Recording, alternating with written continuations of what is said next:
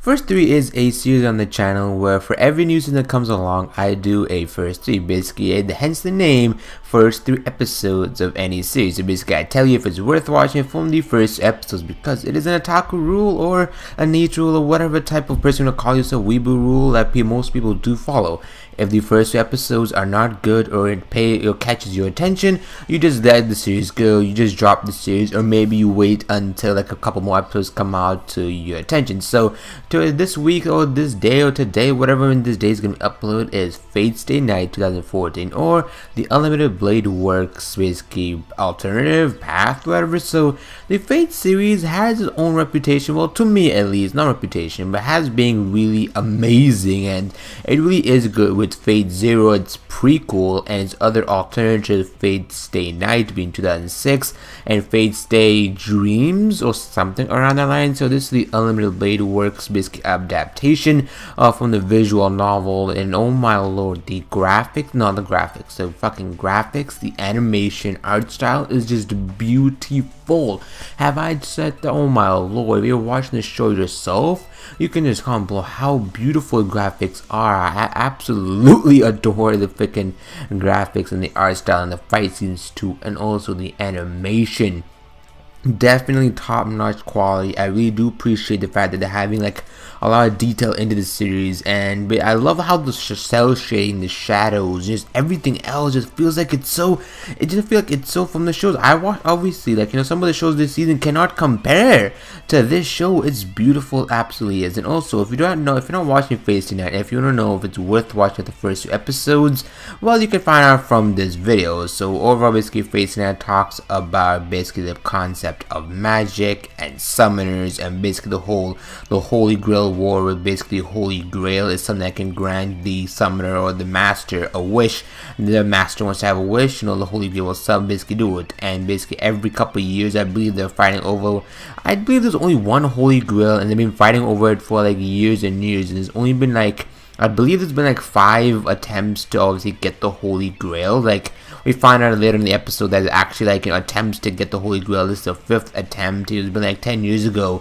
One of our main characters, Emiya, basically, you know, his father, his family basically died in a horrific fire accident. Obviously, he had to get an adopted father who obviously taught him the concept of magic and everything else. You know, basically, he found out the reason the fire happened was the effects of the Holy Grail war, and basically it has this whole, let's start from the beginning. My apologies, I usually like to jump around and assume you watch this, but I'm going to say it's for the people who have not seen it. So basically, Fate/stay night is about basically the whole concept of magicians and magic, and summoners are basically these people that certain people like with magic can actually learn to summon, and then when they do, they can control there with the ability with basically a command in their hand. I believe they have a command sign, command thing in their hand. Basically, I'm not 100% sure what it is called, but they have like 3 commands that they can control, and after that, when they use all 3, basically it's gone. Your privilege as basically a master is gone. So, and basically the summoner is basically someone who protects you against the Holy Grail war. So basically, if a master dies,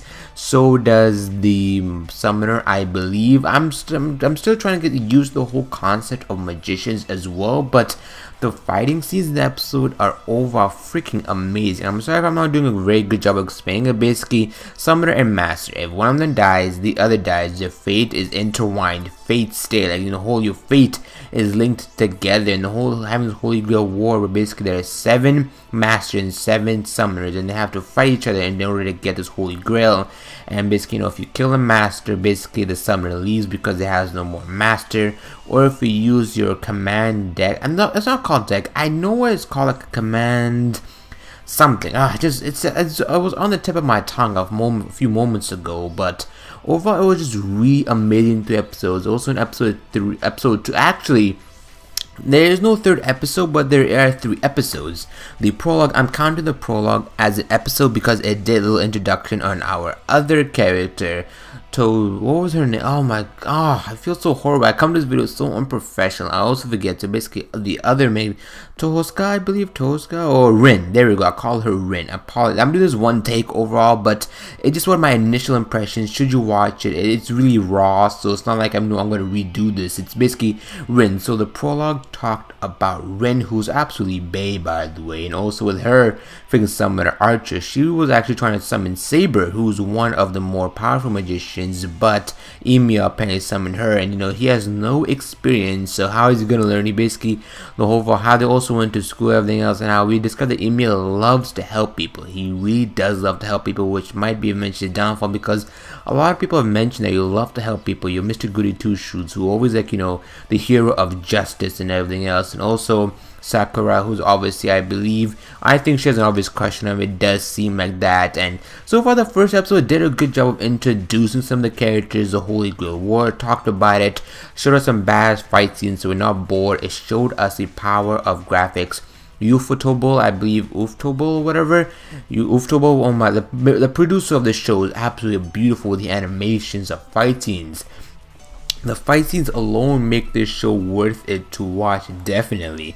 So overall, I'm most apologies for not explaining it super properly, but if you want my recommendation to watch this show, I highly recommend you do watch this show. But remember, if you want to watch the Fate series, you should watch 2014, the adaptation remake, what I'm reviewing right now. And after you watch, after when its premiere is over, I'm going to be reviewing the show every Saturday, by the way, because first week normally leads me to able to review the other episodes that come out in the future. I'll be watching Fate. You can watch Fate Zero after that, and then you can watch Fate Zero Season 2, which is the prequel. Watch this, Fate Zero, and then you can watch Fate Stay tonight, 2014 Season 2, whenever that comes out. So, if you learned anything, or if you want to watch the Fate Zero series, or the Fate series in general, I think you really should. It is on Crunchyroll for your legal stream, Fate Zero as well. Make sure to like the video. If you did like the video, make sure to comment below any mistakes I made, or explain it to the people in the comment section below, because I didn't do a good job, but I think I did a decent job on giving you a rough explanation of the series. This series is greatness. The animation is brilliant. The art style, graphics, just beautiful. Oh my god. I'll see you guys later. Farewell.